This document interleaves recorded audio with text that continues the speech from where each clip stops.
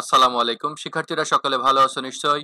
Educare চুয়াডাঙ্গার পক্ষ থেকে সকলকে আইসিটি ক্লাসে স্বাগত জানাচ্ছি। আমাদের চ্যানেলে চ্যাপ্টার 4 এইচটিএমএল এর উপর ধারাবাহিক ক্লাস চলছে। আশা করি তোমরা আগের ক্লাসগুলো দেখে নিয়েছো। আজকের আলোচ্য বিষয় হলো formatting tag.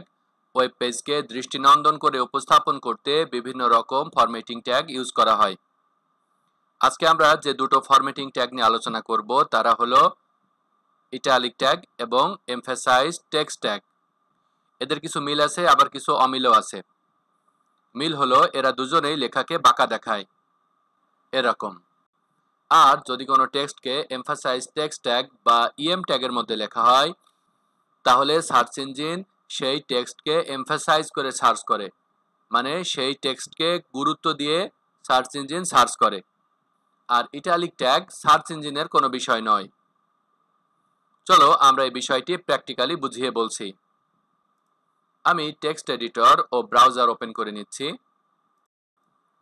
I'm learning HTML, it's very easy এই প্যারাগ্রাফটা কপি করে নিচ্ছি। ধরো আমি HTML এই ওয়ার্ডটিকে এমফাসাইজ করতে চাই, তাহলে এর আগে লিখতে হবে ইএম ট্যাগ আর এরপরে ইএম ট্যাগটিকে ক্লোজ করে দিতে হবে। আমি আরো চাই ইজি টেক্সটটিকে ইটালিক দেখাতে বা বাঁকা দেখাতে, তাই আমি ইজির আগে এবং পরে ইটালিক ট্যাগ ইউজ করছি। সেভ করছি, রিফ্রেশ করছি।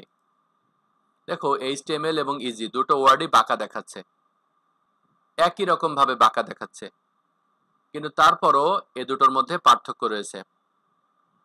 পার্থক্য হলো এখন কেউ যদি HTML লিখে সার্চ করে তাহলে আমার এই প্যারাগ্রাফের মধ্যে যেহেতু HTML ওয়ার্ডটি আছে এবং এই HTML ওয়ার্ডের আগে এবং পরে এমফাসাইজ টেক্সট ট্যাগটি ইউজ করা হয়েছে, তাই সেই সার্চ ইঞ্জিন আমার এই প্যারাগ্রাফটিকে বা আমার এই ওয়েব পেজটিকে শো করবে।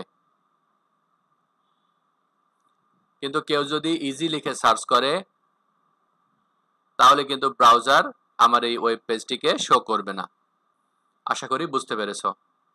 এতক্ষণ ধৈর্য ধরে ক্লাসটি দেখার জন্য সকলকে ধন্যবাদ। আসসালামু আলাইকুম।